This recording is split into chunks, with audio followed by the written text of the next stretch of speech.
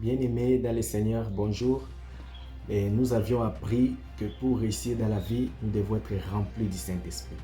Oui, c'est vrai, parce que le ministère de Jésus-Christ nous a montré combien, après qu'il soit rempli du Saint-Esprit, il a eu le succès. Même les disciples, ça nous a montré la même chose. Après qu'ils soient remplis du Saint-Esprit, ils ont eu du succès. Alors, comment être rempli du Saint-Esprit maintenant? Oui, c'est vrai, nous devons être remplis du Saint-Esprit. Maintenant, comment? Beaucoup de gens ne savent pas comment être remplis du Saint-Esprit. Voilà ce qu'il faut faire. Pour être remplis du Saint-Esprit, les disciples s'étaient retirés. Là où ils s'étaient retirés, ils étaient en train de prier. Et pendant qu'ils étaient en train de prier, le Saint-Esprit était descendu. Jésus, qu'est-ce qu'il a fait? Il a été baptisé. Après qu'il soit baptisé, le Saint-Esprit était descendu. C'est pourquoi le Saint-Esprit est réservé uniquement pour ceux qui ont Jésus-Christ dans leur cœur. Ceux qui l'ont accepté comme Seigneur et Sauveur personnel de leur vie. Bien-aimé, tu veux être rempli du Saint-Esprit, tu dois donner d'abord ta vie à Jésus-Christ. La Bible dit, si vous n'êtes né de l'eau et de l'Esprit, vous ne serez pas appelés enfants de Dieu. Nous devons d'abord commencer par naître de l'eau et de l'Esprit. Nous devons donner notre vie à Jésus-Christ comme Seigneur et Sauveur personnel de notre vie. Beaucoup de gens vont aujourd'hui dans des églises, mais ils n'ont jamais donné leur vie à Jésus-Christ. Si tu leur demandes quelle est la date de naissance de ta vie chrétienne, ils ne savent pas. Ils ne savent pas quand est-ce qu'il a donné sa vie à Jésus-Christ. Bien-aimé, il est temps. Donne ta vie à Jésus-Christ. Crois en lui comme Seigneur et Sauveur personnel de ta vie. Et il va t'aider. Et tu auras le Saint-Esprit. Beaucoup de gens ne veulent pas donner leur vie à Jésus-Christ aujourd'hui, soi-disant, ils ne sont pas encore prêts de laisser leur péché, soit ils ne sont pas encore prêts d'abandonner leur mauvaise vie. Mais bien aimé, vous vous trompez, vous tombez juste dans le piège de l'ennemi. Jésus-Christ n'est pas venu chercher des saints, il n'est pas venu chercher des saints, mais il est venu chercher des pécheurs pour en faire des saints. Alors si tu te rends compte que tu n'es pas encore prêt de chercher Dieu, mais c'est alors que tu es prêt de le chercher.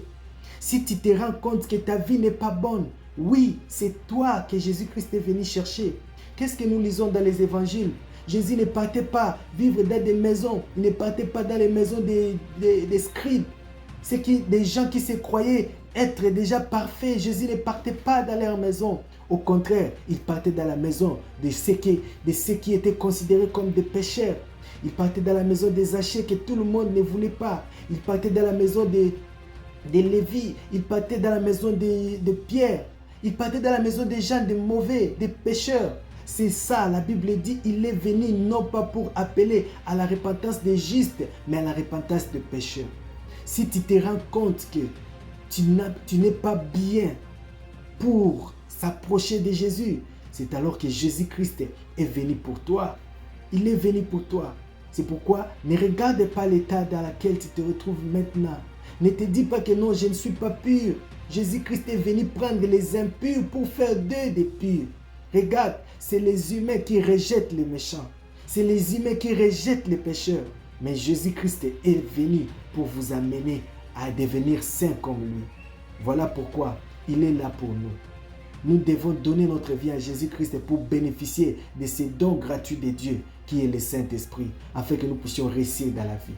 Pour que tu réussisses dans la vie, tu as besoin d'une force supplémentaire. Tu as besoin d'une vie au-dessus de normal.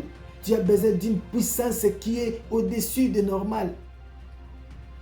Moi, en fait, j'ai compris une chose. Beaucoup de gens qui ont touché au fétiche, qui sont allés s'aligner dans des loges sataniques pour gagner la vie, pour avoir le succès et le pouvoir, je ne les condamne pas. Mais ils ont compris au moins une chose que beaucoup de chrétiens n'ont pas encore compris jusqu'à aujourd'hui. Regarde, mon frère, ma soeur, il y a une chose que nous devons comprendre. Sur cette terre de vivants, tu ne feras pas de grandes choses si tu fais avec tes propres efforts. Tu ne feras pas de grands succès si tu fais avec tes propres efforts. Les propres efforts humains sont limités. Les efforts humains sont limités. C'est pourquoi les gens qui ont touché au fétiche, ils ont compris ça. Ils ont compris qu'eux-mêmes ne pouvaient rien. Ils avaient envie de faire quelque chose, mais ils se sont rendus compte que par leurs propres efforts, ils sont limités. Mais le mal qu'ils ont fait, ils ont choisi un mauvais allié. Les messieurs qui sont allés voir, ce n'est pas un bon allié. Le diable, ce n'est pas un bon allié.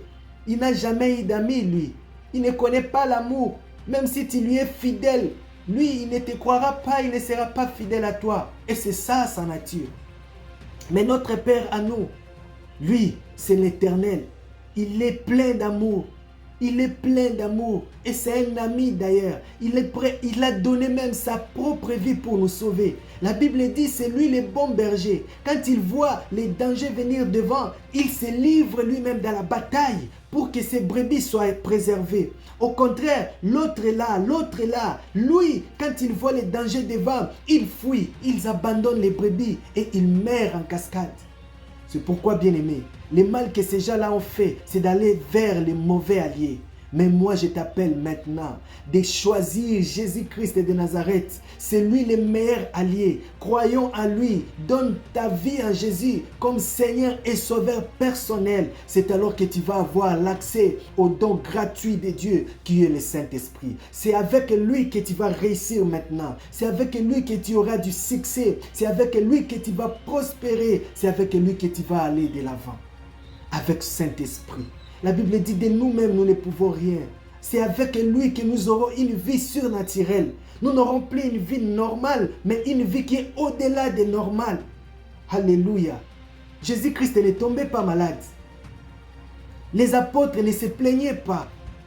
Tout simplement parce qu'ils étaient remplis du Saint-Esprit. Quand tu es rempli du Saint-Esprit, tu ne vas plus jamais te plaindre. Devant des situations difficiles, tu vas les affronter et tu vas gagner. Tu ne connaîtras plus jamais les échecs. Ta vie deviendra une vie de réussite. Ta santé, une santé de fer. Quand tu as l'Esprit de Dieu, la maladie ne peut plus vivre dans ton corps. La maladie ne peut plus vivre dans ton corps. Alléluia, bien-aimé, tu as besoin du Saint-Esprit. Alors donne ta vie à Jésus-Christ et tu auras l'accès à recevoir l'Esprit, les dons gratuits de Dieu, qui est le Saint-Esprit. Alléluia, que Dieu te bénisse. Que Dieu te bénisse abondamment au nom de Jésus-Christ. Amen.